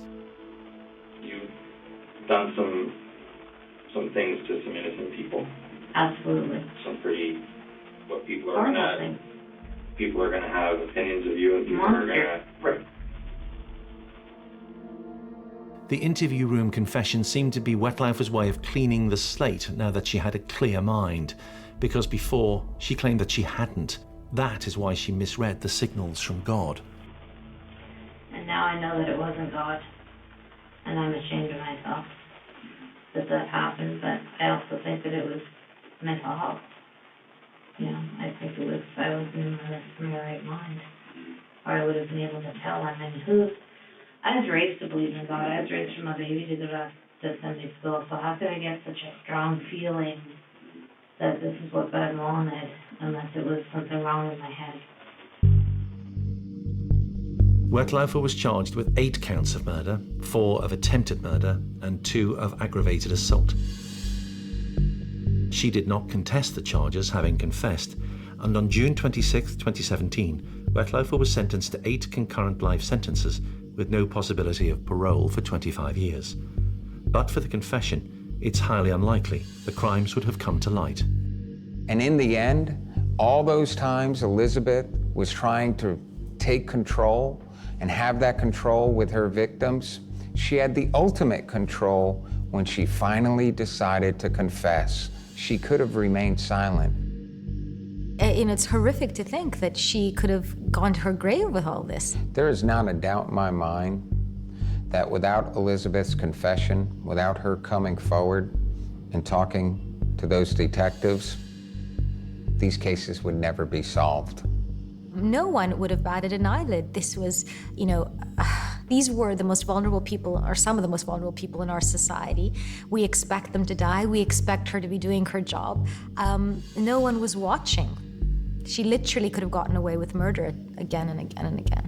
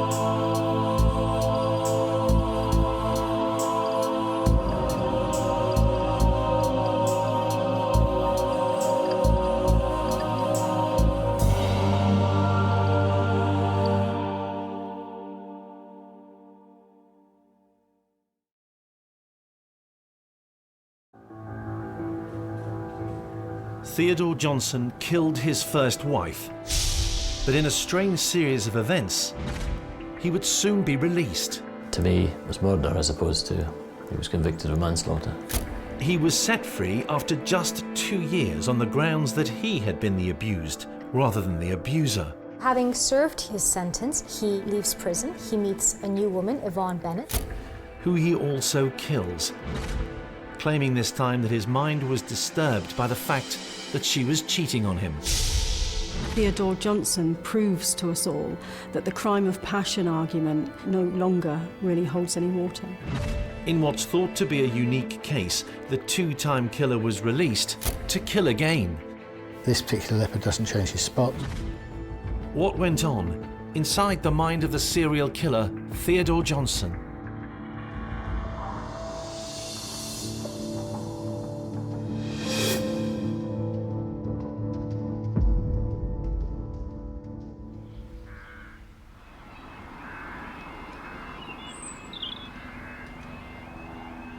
In 2016, Theodore Johnson ran headlong into the path of a train. He survived his latest suicide attempt, but he was badly injured. Earlier in the day, he had killed a woman called Angie Best, a mother of 4, a grandmother too. She had made, quite literally, a fatal mistake. She wanted to stop the relationship, he didn't, and the poor lady paid with her life. To be in a relationship with Johnson was to risk being killed. Angie Best was the third female partner who had lost her life at his hands. Any sense of stepping out of line and disrespecting him by finding another partner, by standing up for themselves, would have been met with this huge, disproportionate anger and violence. Who was this man who could simply not take rejection without killing? Theodore Johnson spent most of his life in England living in high-rise flats in the Midlands or in London. He had swapped the culture and lifestyle of Jamaica, where he'd grown up. What else do we know about the man who would create unwanted English legal history? Theodore Johnson is born in Jamaica, one of 11 kids, poor family, and eventually he moves over to Wolverhampton, where he starts his new life with his young wife, Yvonne. Certainly in the beginning, it looked as if Theodore Johnson wanted to have the normal and traditional life. He wanted children, he wanted a wife, he wanted an ordinary relationship. And they lived in a flat on the 9th floor of a block, and he had a job in a local garage, and, you know, they'd had their family life. Things were going well for them. It was 1981, but soon it was clear it wasn't all plain sailing. The relationship with his first wife started to break down at some point. To some, Theodore cut a distinctive figure because of his height. Well, he's not a big man. He's quite slight, really. Demure, subdued.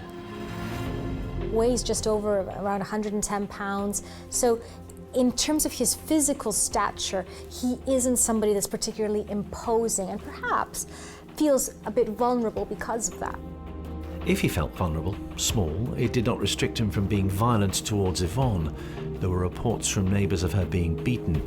It was a different era. The police seldom intervened. I could personally attest that. I was a police officer in the 1980s myself, and when we used to go to calls of domestic violence and domestic disturbances, there wasn't the kind of support for victims that we have now. It was a kind of, well, this is a private matter, everybody should leave it alone. It was a Sunday, and Yvonne wanted Theodore to dress for church. It may have been about him feeling very belittled, about his wife saying that he wasn't smart enough to understand things to attend church. We also know that the type of argument they're having escalates. He'd attacked her with various items, including an ashtray. Then with a vase, then with a broom. And then the argument supposedly went out onto the balcony, and prosecution and the police would say he pushed her off. He would say it was an accidental push and she fell over. Yvonne Johnson was just 31. Yvonne and Theodore had 2 small children. Their mother was about to be depicted as a nagging wife who'd made their father's life a misery. In fact, he holds that up as a defense. He says to the judge that, you know what, she would make me do housework. And the judge actually refers to this when sentencing. So instead of being seen as the perpetrator, instead of Yvonne Johnson being seen as a victim, it switched around. And all of a sudden, Yvonne Johnson is this horrible, abusive spouse. She was the violent aggressor, not him. A judge and jury was asked to believe that no man should have to put up with a woman like Yvonne. She forces me to do housework and washing up and cooking. He explained his motivation for killing her as a kind of spontaneous self-defense. So he came at this by saying that she was the abuser and not him. He even uses the ferocity of his attack to support his defense. Because he used multiple weapons and it was frenzied violence, and you know he tipped her over a balcony, which is a very visible thing to do. You're not going to be able to hide that you've done that. So it can appear to the rest of us that that was potentially spontaneous rage. Somebody got very angry, lost their rationality, and look what happened. I could not have predicted this was going to happen. Therefore, he wasn't guilty of murder, he was guilty of manslaughter by reason of diminished responsibility. And that's what the court found. It's an important distinction in English law. If a defendant can establish that his responsibility for his actions were diminished in any way, that he had been provoked, or that he'd been abused, then the charge can be reduced to manslaughter. The sentence can be reduced from life, too. He's so good at reframing the story, about putting himself in the position of victim, that not only does the judge buy into it, but the sentence is reduced and it goes down to only 3 years. And in fact, Theodore Johnson was released even earlier. He was sentenced to be detained in a secure psychiatric unit. He was designated mentally ill. If he could be treated, he would no longer be dangerous. That was what he argued. Former Detective David Nichol doesn't believe that Johnson had mental issues, but the authorities at the time did. So for him to claim provocation and, oh, I'm a poor wee victim here, no. And after 2 years, he was found to be cured, or at least sane enough to be released back into the community. And this happened, and of course there he was, Theodore Johnson, the killer, back in the community and able to form new relationships. By today's standards, his treatment seems bizarre. A wife killer treated leniently because he was so put upon, and free after just 24 months. It was a sign of things to come for the way that Theodore could manipulate his way out of trouble. This is kind of a real glimpse into Theodore's state of mind, right? And we see that he's very good at rewriting the story. He's very good at manipulating facts so that they work for him. You know, don't forget, this person was caught red-handed. You know, this wasn't just someone that flipped and shot a gun. He beat this woman with 3 different household objects. Then he found the strength to tip this woman over a 9th floor balcony. So, you know, this idea that he's this tiny, fragile little man is seems far-fetched now, but clearly he manages to pull the wool over everyone's eyes and say, no, it was her fault. I was the victim. Obviously, this is what happened. Back out, the man who had killed one woman soon went looking for another.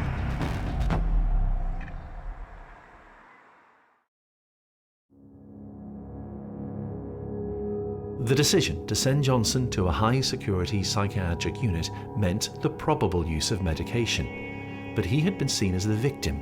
He would not have been counselled about being a perpetrator of domestic abuse. So he would have come out exactly the same person, maybe a worse person, than when he went in. And given the kind of person that Theodore Johnson was, he probably would have been searching for another stable relationship almost immediately. He had wanted to be in a settled partnership when he left Jamaica, when he first arrived in England, and now that he was in London too. He liked that stability in his life. He even felt entitled to it. So he would have found somebody quite quickly, and he would have speeded up those romantic processes straight away so that they would feel that they were perhaps in the middle of a grand passion. If they were in love, he was the perfect man. So having served his sentence, he leaves prison. He meets a new woman, Yvonne Bennett. Theodore is in a new relationship with a new Yvonne, and they move to a new city, and together they have a new baby. He pushes the relationship along as quickly as he can. But of course, the reason for speeding it up is to get that control as soon as possible, because he needs that. He needs to have that stability. He needs to have somebody else in his life who he can control and who will focus just on him. It's very important to him. And you might think that, this is his chance to start again. But as is sadly so often the case, he doesn't change his way of dealing with the woman in his relationship. He doesn't change the way he treats her, and that relationship too becomes abusive. He and Yvonne stay together for another 7 years. Is that a sign that things were going smoothly? Not according to criminologist Jane Monckton Smith.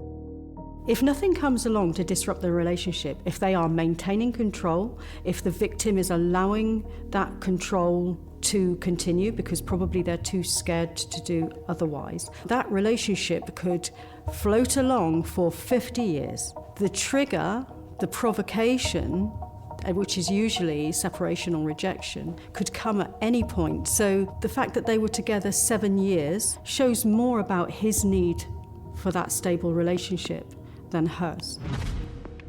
Neighbours later described a relationship dominated by two things: regular shouting matches and Theodore Johnson wanting to keep a close eye on his wife, to know where she was morning, noon and night. People who are controlling, like Theodore Johnson, who are very, very controlling, their partners probably don't have time to breathe on their own without him having given permission or not. So we know that this is probably a tumultuous, a difficult relationship, because at least on one occasion, the police are called in because of a domestic dispute. So the violence is there, but then things go quiet. But inside the flat where they lived, there was turmoil. Johnson accused Yvonne of seeing someone else. True or not, he was not one to live with doubt. This particular leopard doesn't change his spots, and he carries on being abusive within that relationship. So much so that Yvonne calls police and says, he's been abusing me. I think their relationship was breaking up and she wanted him out, but it's not the sort of thing we can get too involved in.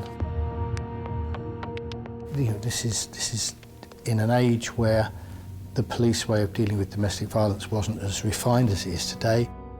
Johnson suspected an affair. A constant in his life was the willingness to self-harm or threaten suicide. Johnson would make serious attempts to kill himself on several occasions. Ironically, making threats to hurt himself was a way of protecting Johnson. It gave him the emotional upper hand, and it's what abusive, controlling people like Johnson sometimes do. But one thing that quite often happens is threats to suicide. And this is to try and get the person who they're maybe losing to change their mind. That was indeed the state of Johnson's mind. He would both use violence and threaten to end his own life. A controlling mechanism applied by a man who had already killed once. After she told him she intended to leave him, Johnson tried charm, bought her a box of chocolates. According to him, she rejected them. Yvonne decides that she wants Theodore out of the house. A very dangerous thing to do. He'd felt rejected by his first wife and killed. Would he kill again?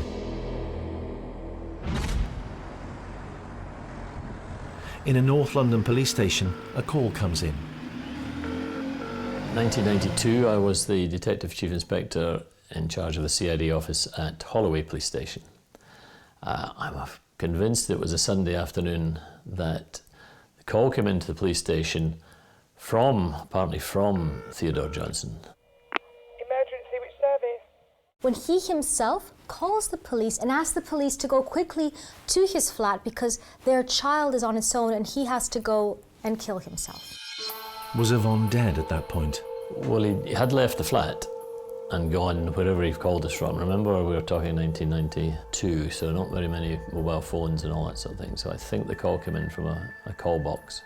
You need to go to that flat. When asked where he's going to be, he explains that he's suicidal. In a matter of minutes, police arrived. The caller had seemed distraught. They acted quickly. There's a lady there and a child, so he was obviously concerned for the child, but knowing Theodore as we do know now, I'm afraid he intended to kill Yvonne, and he did succeed. But because he told us reasonably quickly, we got there, but couldn't save her. Police were confronted by a tragic scene. A 2-year-old crying, her mother just yards away. Unfortunately, that Yvonne Bennett had been strangled with a belt. Wasn't dead for very long, but unfortunately the officers couldn't save her. And the 2-year-old child was unharmed in one of the bedrooms. Strangulation's a very intimate way to kill somebody. You have to get up close to them, you have to touch them, you can sometimes see their face, you can certainly hear them, and they will be struggling against you. So it's usually somebody that you have an emotional association with. The reason he gives behind why he ends up killing Yvonne is the fact that she finds out that she's seeing another man, and it's at this point that he loses it. Again, there's something about this kind of hyper-masculine understanding of a certain respect he should be afforded. There was no immediate sign of Theodore Johnson. Views differ on the motivation for what he did next.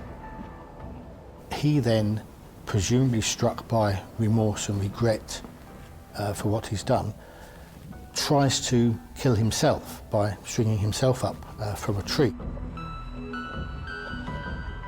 Just like in the case of the first murder, he's positioning himself as the victim.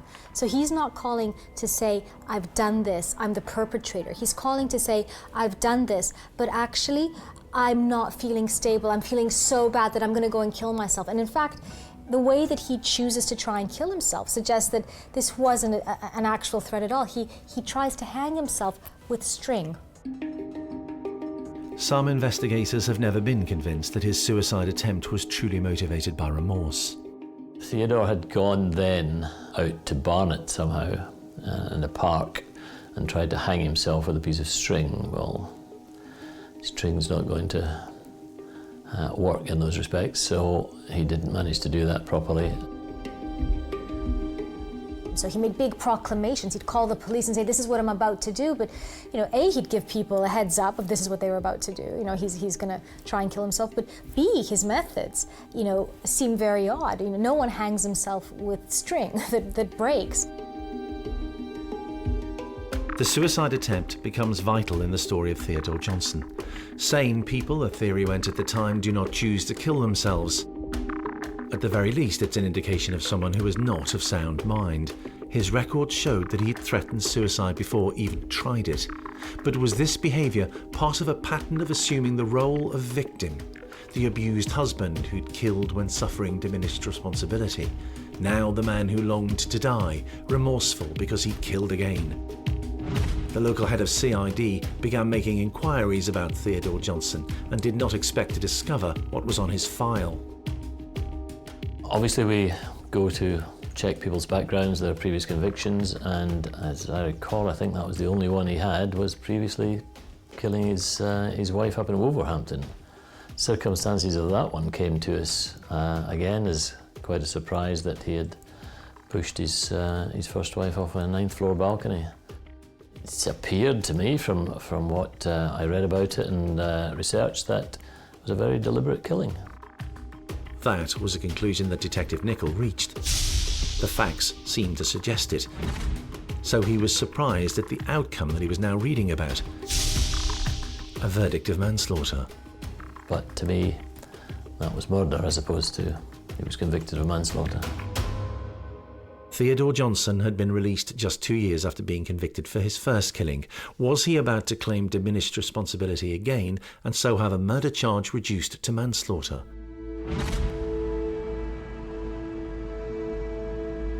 Murder brings an automatic life sentence.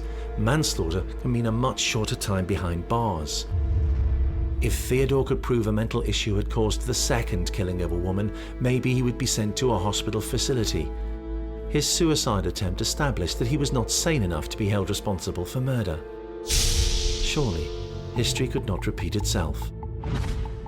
So even if people were prone to understanding and couching sort of that first murder, you know, as a spouse who'd kind of been abused for so long that he reached the end of his tether, now that really calls everything into question, right? This has happened twice. There's been reports of domestic violence and the modus of not only how he operates around women, but how he then positions himself as victim is something that's happened almost identically twice in a row. As difficult as it appears now to believe, Theodore Johnson did indeed argue diminished responsibility again. Was he about to avoid being found guilty of murder for a second time?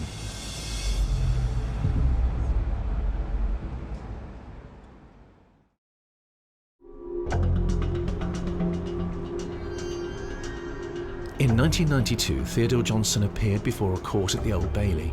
He denied murdering Yvonne Bennett, his second partner, claiming he was mentally unwell at the time.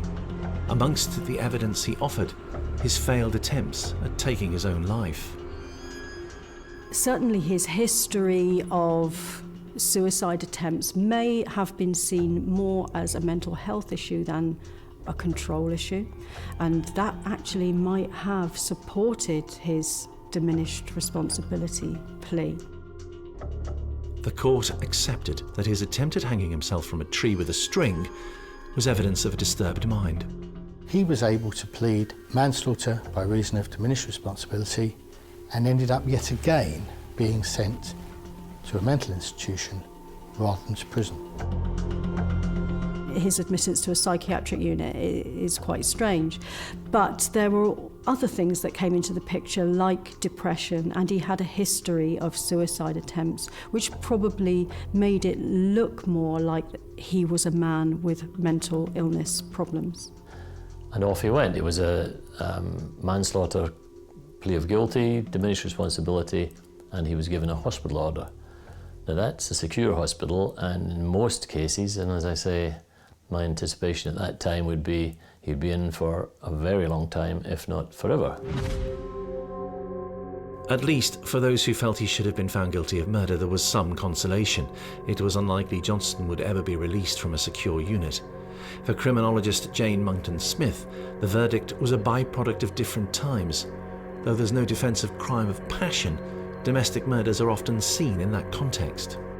We're very, very used to using the crime of passion to rationalise these kinds of homicides. We have done for years and years and years. I mean, going back decades, we've used the crime of passion to understand domestic homicide.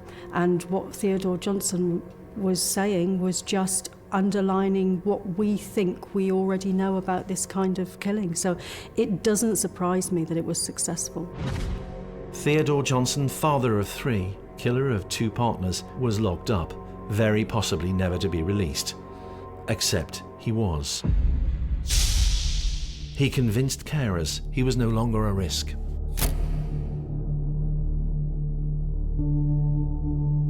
People like Theodore Johnson, who have that type of personality disorder, will be very, very good at manipulation. Their whole life depends on it, really. They have to manipulate their victims. They have to manipulate the people around them to get what they want. By the late 90s, Theodore Johnson was again on the outside. We did discover, or the family contacted us some year later, I think they'd seen him in the street somewhere with an escort, allegedly some hearing to do with the daughter, the child. And what I thought, that's all right, he's got an escort, he's out for that reason and that reason only. And now I discover, all these years later, he wasn't in for much more than 2 years. 2 years for his second killing. Out, he's allowed to temporarily leave the institution where he is to commence a course in furniture restoration, trying presumably to rehabilitate him for life in the future. This is a man who's killed 2 partners. Members of Yvonne Bennett's family couldn't believe that they'd seen Johnson out on the streets. Oh, absolutely, astounded, and so were we. They're ridiculous. Ironically, those who investigated Johnson have always accepted that women he randomly meets are safe from harm. It was not they who Johnson would ever want to kill. To know him, to be intimate with him, however, was to put yourself in grave danger. We totally accept he's no danger to the normal lady in the street. Women who are strangers to him are no danger whatsoever, I don't think. But start a relationship with him and you're in severe danger. Sometimes, and on day release, Johnson was escorted, but not always. But of course that also left him free to meet potential partners, and that would have been important to him.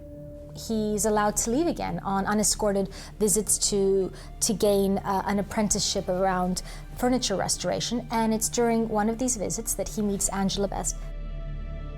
Angie Best is oblivious to the danger that she's in. When he met Angela Best, the chances that she would be killed were very, very high. That does not mean that it was inevitable that he was going to kill her, but if you look at the timeline of how these things play out, if there was something that came along, like a separation, then it would become more inevitable. At first, the temporary arrangement between a man she would meet only by day lessened Angela's chances of coming to any harm. But if Johnson was able to convince the authorities he was now safe to be permanently released, Angela would be in grave danger if Johnson's record was anything to go by. And he was about to get lucky for a third time. About a year after he started this course and started being released temporarily from the institution, Theodore Johnson's able to convince a mental health tribunal that he should be released permanently, and he is. A stipulation is added to the conditions of Johnson's release.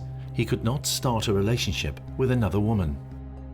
Where there's been a history of domestic abuse and there's been serious violence, it's not unusual for there to be license conditions that that person has to inform the authorities when they are starting a new relationship. So it doesn't surprise me that that condition was put on Theodore Johnson. However, a mere condition was not something that some officers felt would be a deterrent to the twice convicted killer. Well, what can I say? What a weak condition to your release. Because, am I going to tell you? Because you'll be possibly put back in. He wouldn't want anything to come in between him and that relationship. And if he thought that the police or the probation service were going to tell his partner about his past, that would have been a significant threat to him. He probably would have tried to hide it. So I'm not going to tell you. And unless you start visiting at odd hours or putting surveillance units onto him, well, you don't do that. He just carried on. In fact, he starts a 15-year-long relationship and nobody knows. Despite what was going on, he must have had some degree of charm, an ability to connect with women, to keep them engaged.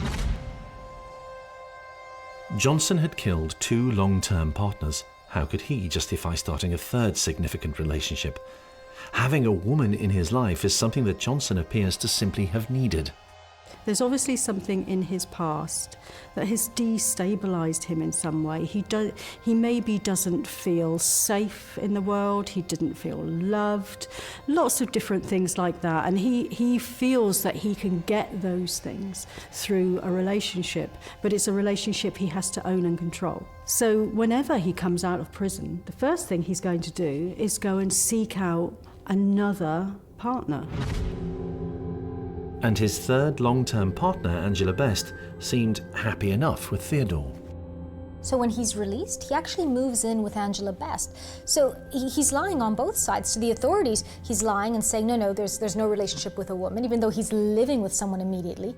He manages to keep his past secret from her, keep the fact of his relationship with her away from the authorities, and perhaps crucially, she, Angela Best, has no idea for 15 years that she's living with this man who's killed his last 2 partners.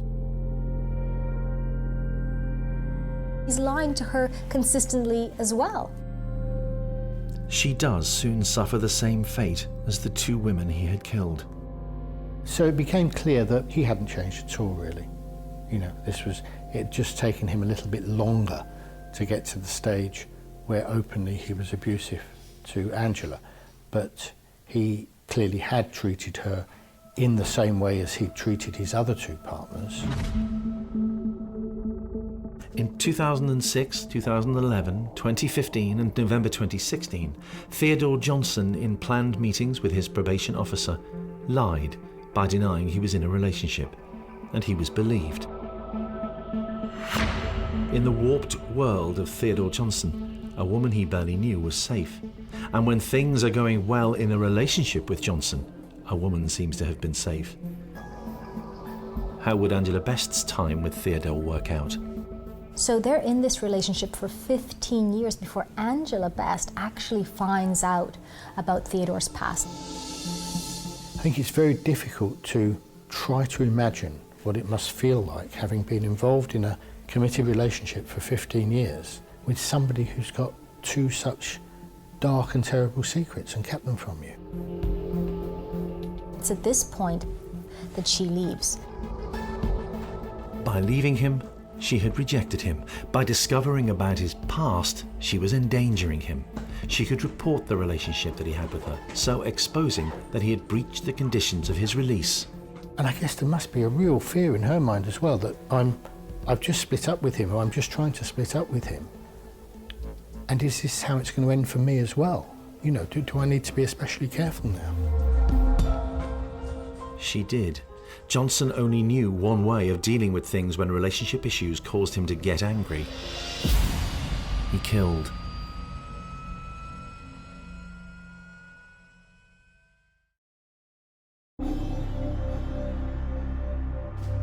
Angela Best had left Theodore Johnson. Soon after, he hears she may be in another relationship. It's not until he finds out that she's seeing another man that he asks her to come back. Johnson was at his most dangerous, and just before Christmas 2016, Angela was on the way to see him. On the 16th of December 2016, Angela Best is going to help Theodore Johnson with an appointment that he has at the Jamaican Embassy. When this kind of thing happens, the person has manipulated a situation where they are going to be alone with the person they want to kill. Unlike the other two cases, which seem to happen in the moment, out of fury, in the case of Angela Best, he decides to call her back. There seems to be a sense of premeditation here. So he calls her back to his house, asking for help to fill out some forms. And she obliges. She comes back. This is someone that she's known for 15 years. We know she leaves their former home to go to him, and that she arrives where he's staying at about 9:20 that morning. During the course of the rest of that morning, her son wants to get in touch with his mum. He's phoning up, but gets no answer. And nothing's heard from either of them until at 3:25 or thereabouts that afternoon at Cheshunt in Hertfordshire. A man throws himself under a train on the railway line. Police are called to that incident, and they find that that man is Theodore Johnson. And he's badly injured. He's lost limbs, he's in a bad way, but he's alive. Again, he went off to commit suicide. Threw himself in front of a train, and again failed, other than causing himself severe injury. No consideration for the people on the platform, or the driver, or anything of that sort, or the medical people that have to look after him. An attempted suicide can be a telltale Johnson sign. It can mean a woman is dead at his hands. And so police go to the address they have for him, which is the address in Tufnell Park in North London, where he'd lived with Angela Best. When police go there, they get no answer, and they go in, fearing the worst. And indeed, they find that Angela Best has been murdered. Lying by a sofa, and she's dead. She was hit with a hammer several times, in fact 6 I think the post-mortem report said, and strangled with a cord from a dressing gown. So there you have, between the first, second and third cases, violent hitting, strangulation, so the third one was a culmination of the first 2. But I'm afraid eventually the circumstances came round. She wanted to stop the relationship, he didn't, and the poor lady paid with her life. Let down from every angle, I'm afraid. Was the latest suicide attempt a prelude to a defence of diminished responsibility? Perhaps not. In his attempt, Johnson lost an arm and a hand. This time, his attempt at suicide seemed genuine. Despite the fact that he survived jumping in front of the train, he probably did want to kill himself. It was after a third homicide. He must have known that he wasn't going to get away with it a third time. It may be that he wanted to maintain control of his own life and his own decisions, and it was his decision to end his life, so that's what he was going to do. Now retired, Detective David Nichol learned about the details of the latest Johnson killing, a man he thought he had helped put away for the rest of his life. Well, I read the headline in the newspapers and really couldn't believe it. When I read down through the article and found it was Theodore Johnson, I was, well, disappointed, to put it mildly. I wouldn't like to say how disgusted I was that he had killed for a third time, and then to discover that he had got out so quickly after the conviction on the case I dealt with. Why had he done it? What was it that the diminutive Johnson wanted most in his life? Was it to have a female partner, or was it to dominate a female partner? A question for psychologist Linda Papadopoulos as she considers what went on inside the mind of the serial killer Theodore Johnson.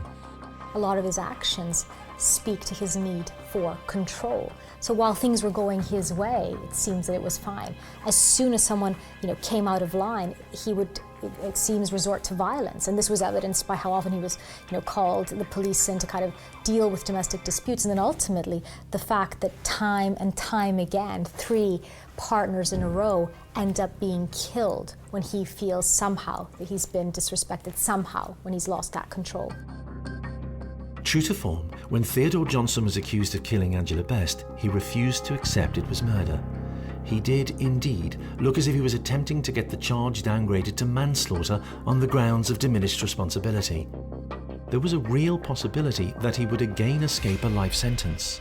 Theodore Johnson was charged with murdering Angela Best, and he denied it.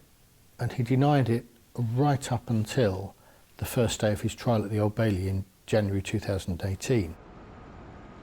He wouldn't have had any idea what he put his victims through, because he would only be seeing things from his perspective. And his narrative in court would have had no insight at all to what actually happened. Everything would have been a manipulation. It was part of a game, one Johnson had won before. A lighter sentence for a lesser crime had been his reward. But, probably advised that he had slim chance this third time, he had a change of heart. And decided to plead guilty to murder. So there was none of the trying to prove provocation or diminished responsibility that had happened with his previous 2 cases. This time he just admitted straight up, yes, I killed her. And that gave the judge no option but to sentence him to life imprisonment, because the minimum sentence for murder is life imprisonment, and that's fixed by law. Still, the Johnson cat-and-mouse game that he played with the justice system continued.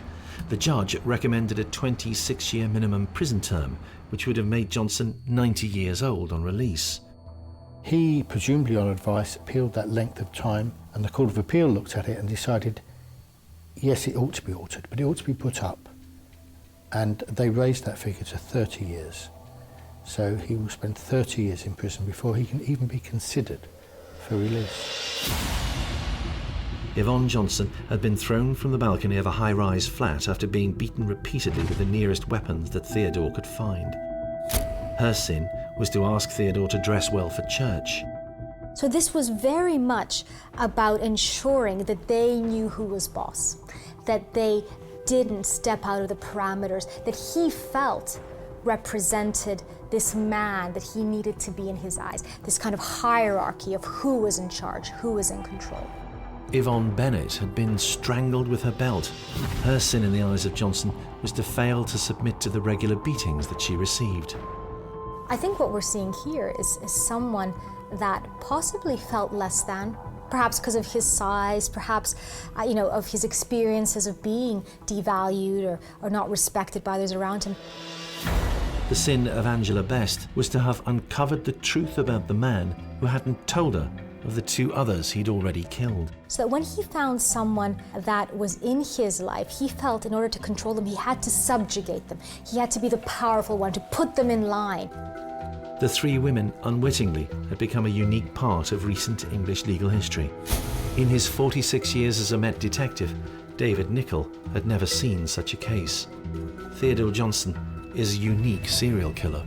in the circumstances of killing, serving a sentence, killing, serving a sentence and killing again. The last time I researched it, I think there was 60 plus cases over several decades who had killed, served a full sentence for murder, as in life sentence, come out and killed again. But nobody, and I'm afraid I rather told the relatives of Yvonne Bennett that we wouldn't expect to see him out for an awful long time. We were let down by the system all round, I'm afraid. Most people, the vast majority, having killed a second time, just get such a long sentence that they don't come out and they don't kill a third time. I think it's almost unheard of. Theodore Johnson lost both of his hands after his latest suicide attempt and will not be released, if at all, until he is 94 years old.